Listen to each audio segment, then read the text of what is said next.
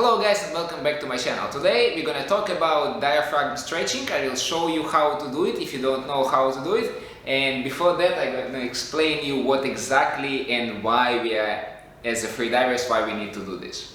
But before that, if you're new for my channel, my name is Sergey. I'm a freediving instructor trainer, and here on this channel I'm explaining everything what I know personally about freediving. Sometimes it is a freediving training tips, sometimes it is a freediving theory, or it is a freediving products review from time to time. So if you're a beginner or intermediate freediver, consider the idea to subscribe to my channel, because it's going to be a lot of useful information which is going to help you to become a safer and better freediver, right?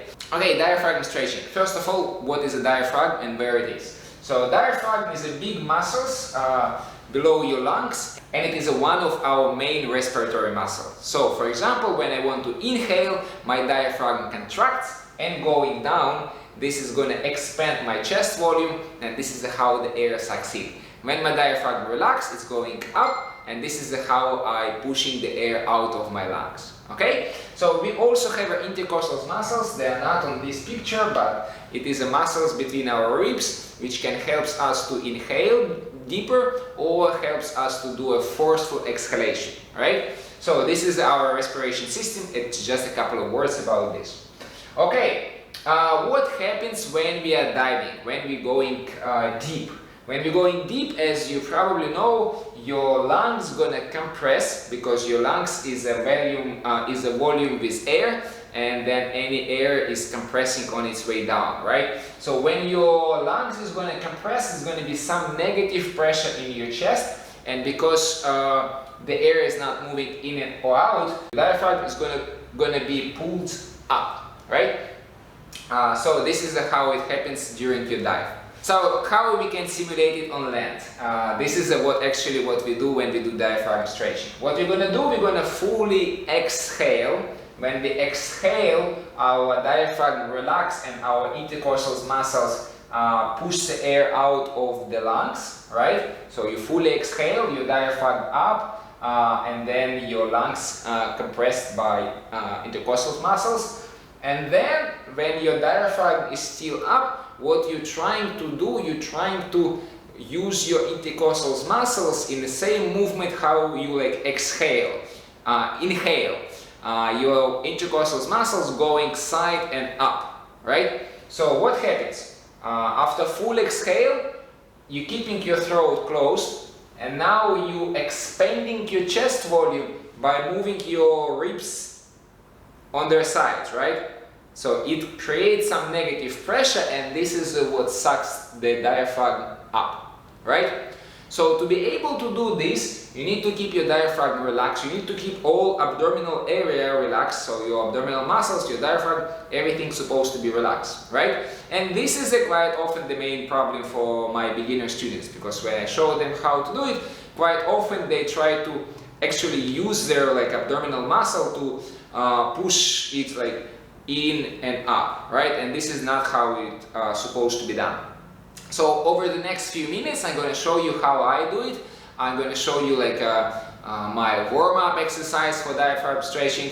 Then I'm going to show you my a beginner type of diaphragm stretching, and then I will show you what to do to extend the time of your diaphragm stretching. It's really useful exercise right at the end, right? So watch until the end. It's going to be a lot of useful exercise. I'm going to comment, so you're going to hear my voice. I'm going to try to lead you through all this exercise.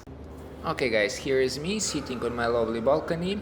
I do a full exhale, and then I'm going to bring my diaphragm up and down. So I pull it up and relax. So I do this as a kind of warm-up before my longest stretch. Okay, now it's going to be again full exhale. I'm going to bring my diaphragm up, and then I'm just going to hold it for a few seconds. It's not going to be really long for the first couple of times. Then really important how you finish this. First you're going to relax your abdominal, you relax all the muscles, a little exhale, then you start breathing. So now I start with a hyperventilation. I do first hyperventilation 5, 6, 7 times. I guess it's a little bit longer than normal. Anyway, after hyperventilation I do full exhale, bring my diaphragm up, and I keep this position for a longer time. So this is the goal of doing hyperventilation before diaphragm stretching, because it's going to help me to stretch my diaphragm longer. And diaphragm, as any skeleton muscles, like to be stretched over longer time compared to just a few seconds. Try to be as much relaxed as possible and finish the exercise same way. First relax your all muscles, a little exhale, and then start breathing. So now a little variation. Again, start with a hyperventilation, short one this time. Full exhale, bring the diaphragm up, and then take a different position from previous one. When you're taking a different position, so it can be this position, or you can bend to your left side or to your right side. In this case, your diaphragm is going to be stretched in a slightly different directions, which I think is just a good idea. Again, you can stick just to the normal, or you can do some experiment with a different diaphragm stretching directions. Okay, and one more variation. With this particular exercise, be even more gentle, be even more careful and gradual. So hyperventilation, full exhale, bring your diaphragm up, and now you can physically manipulate with your diaphragm. But once again, guys, especially if you're a beginner, be really careful with that. Make sure you're not pushing too hard. It's really gentle. It's more like a gentle massage, right? So you can gently massage your diaphragm. You can gently massage the lower ribs.